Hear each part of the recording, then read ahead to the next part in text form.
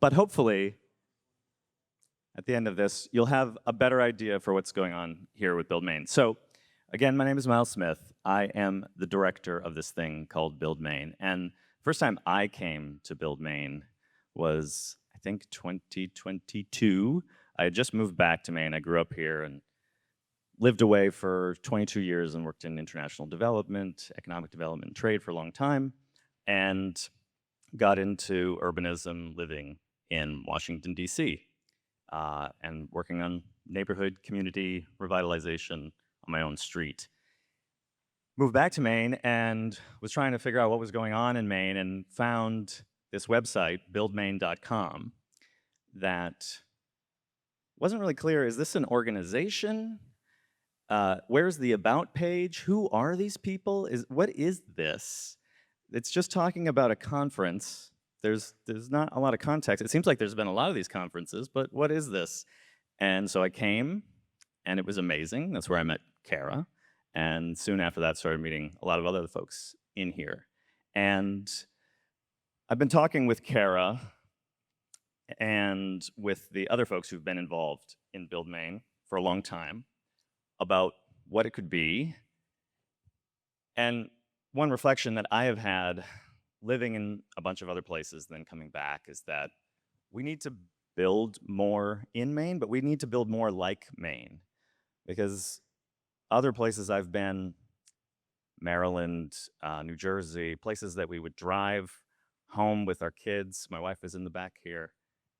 The 12-hour drive from DC to Maine, and seeing the suburbanization into kind of placeless places that all look the same, that don't have a lot of character, where you feel like this could be anywhere. And we have a place that's really unique, and we want to hold on to that heritage.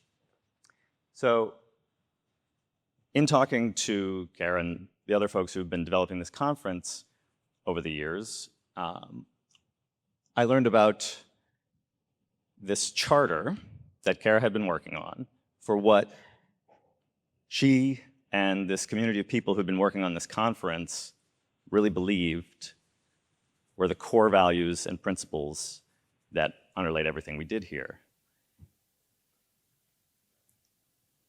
And I felt like there's so much more we could do as a community than we can do as a conference or even a sort of typical organization. There's been people who've been working on this conference for years, who have been coming here, who've been doing sessions. How many people here have been involved in Build Maine in any capacity in the past? Just put your hands up. Amazing, right? And how much could we achieve if we worked together to preserve the built legacy of our environment? If we built supportive places, communities that feel distinct, that feel like the places that we grew up in, that we want to hold on to, that we want to grow and accept all of these new folks who are coming here without losing what made this place special and why we wanted to come here in the first place. So we represent, all of us who have put our hands up, this broad group of citizens, of experts, practitioners, elected officials, municipal leaders, builders, consultants, activists. What could we do more together as a community? And if we build that community, what can we do to make sure that Maine stays a place we all want to be a part of, okay? Where we want to raise our kids, where our kids want to come back and stay, where they can afford to buy homes, where they can be safe crossing the street. These are the people that make up Build Maine. So we've been talking to a number of folks in this room and in other capacities about how they could be involved more in building this movement. And I want to recognize some of the folks we've been talking to. So first of all, we have some folks who want to get involved as, we're kind of calling it a board, but that feels really official. But the folks who have been working with us on the board, please stand up. I see Rob. I see Abe. I see Luke. I see Tracy. Folks that you've been seeing all day today, we're trying to build something bigger together. Another topic that we've been talking about is code reform and tax increment financing, these policy changes that we need to make. So we've been talking to a few of you folks about policy, and I'm trying to see if you're there. I'm not seeing them. Maybe they're breaking down their stations. And we've been talking about doing more on transportation. Paul, Matt Drost from Maine DOT are talking with us about how we can do tactical urbanism projects. These are the people that we want to work with in the future to do more together. We don't know exactly what this could mean, but we know that there's more work to be done, okay?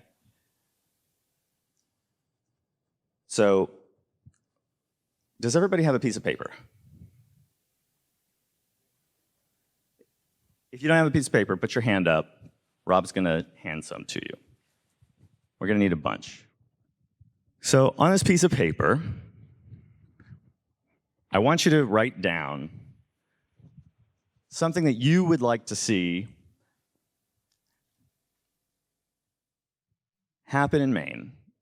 It could be a project, it could be an outcome, it could be a new policy or a new law, it could be something very outlandish that you harbor in the back of your mind as your own private little secret and you've never told anybody. You will not be personally responsible for the thing that you put on this piece of paper. No one will know that this is your wild idea. So you have permission to be outside the box or a little crazy.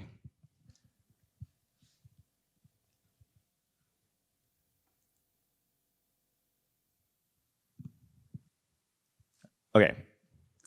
Does everybody have something? Who needs more time? Everybody's good? Okay.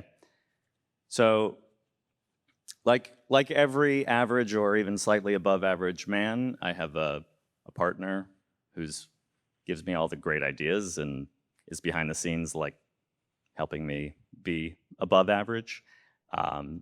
This is my wife's idea. She used this to facilitate a conference in, was it Uganda? Initially, somewhere where the context needed a lot of explanation, and I'll show you why in a second. So I want you to take up that piece of paper, hold in your hands, and crumble it into a little ball.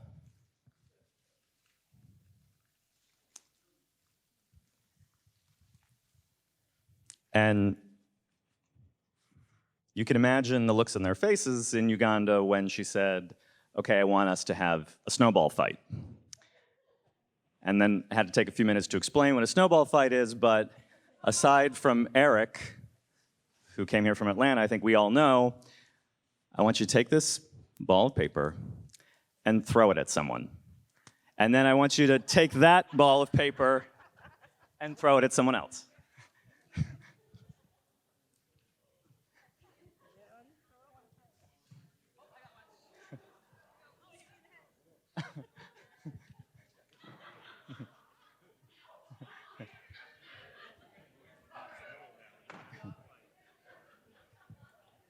Okay, if you can, grab a piece of paper, any random piece of paper, and I want you to open it up. And, okay, I got one. If there's something on that piece of paper that is inspiring or funny or ridiculous or really smart, and you would like to read it out because it's not yours, you're not responsible for this idea. This is somebody's idea. Put your hand up and we'll give you a second to read it out. Does anybody want to read the one they have? Hold on. Yeah, I want to read this one. It's close to home for me. I didn't write it, but I could have. This person wrote, "I want to see the state get younger. Too many young professionals have had to move away because it's too expensive." Great. Who's got another one?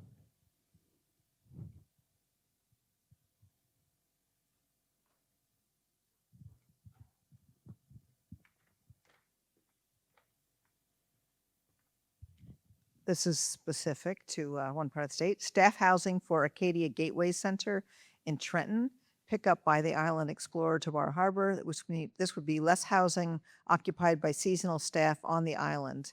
It should be dorm style, financed in part by local businesses and or committing to 10-year leases, it says. Specific, but really cool.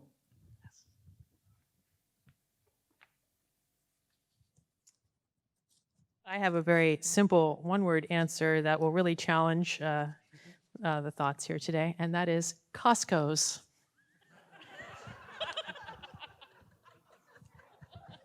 Myles, I can help over here. Costco's in existing parking lots. Okay. We can agree to agree. Okay, so this one, there are three things on here, and they're all like huge. So, free housing, universal basic income, and third spaces, community spaces. Who else?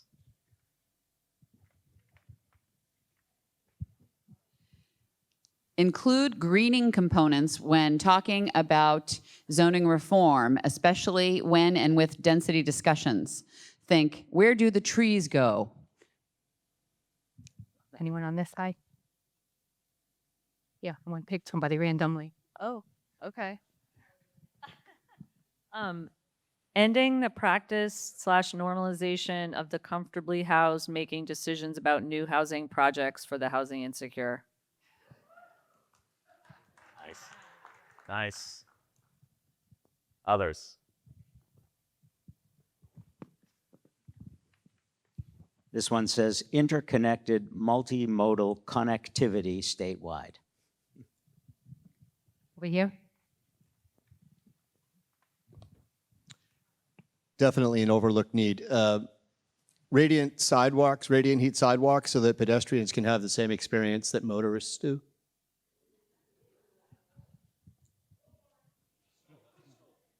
We need taxpayer education on how to sell beneficial development.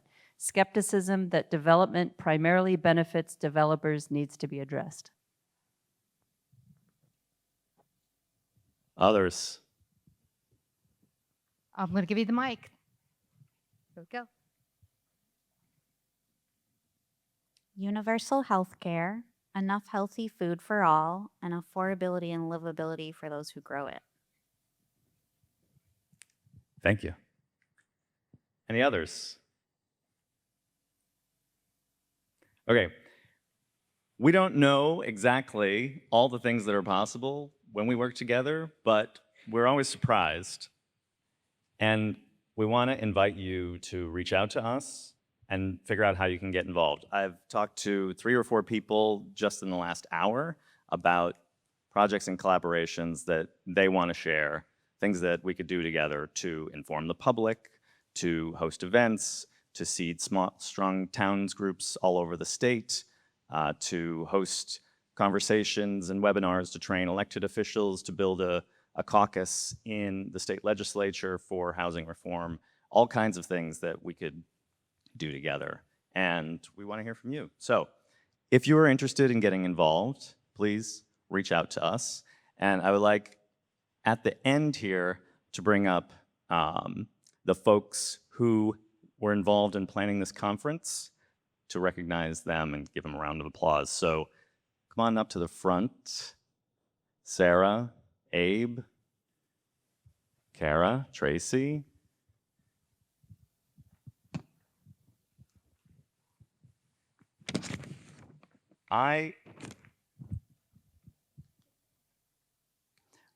Kara's not going to move. Part of me thinks that Kara asked me to MC this conference, mostly so that she would never have to speak at it again. I've learned that true. But I also think that maybe that's why yeah. Vanessa also created this conspiracy. So these are the folks who worked on the conference. Can we give them a round of applause?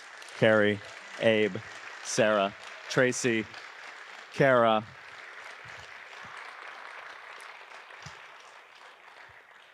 Christina and Riley from Main Street Skowhegan, who are not here, but thanks to them, I think they're out already cleaning up our many messes.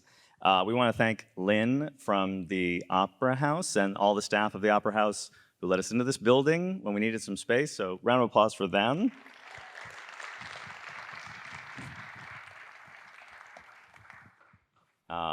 First of all, this is a great room, and there's a lot of great rooms like this in Maine that are kind of like secreted away and a little bit underused, so it would be great to work together to support them, right? We don't have to have all these conferences in perfect hotel rooms. We can be shabby chic, we can be a little messy, and it's actually more fun too.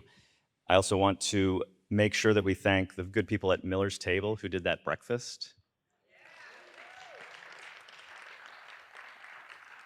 Several people told me we can't ever do this conference anywhere else unless we can get them to cater the breakfast wherever we go, so we'll see what their mileage rates are. The other folks that I wanted to thank were Amber and Myles, the tall, blonde, younger version of Myles that works at the beer garden, who was making sure that those lunches happened. They did such a great job.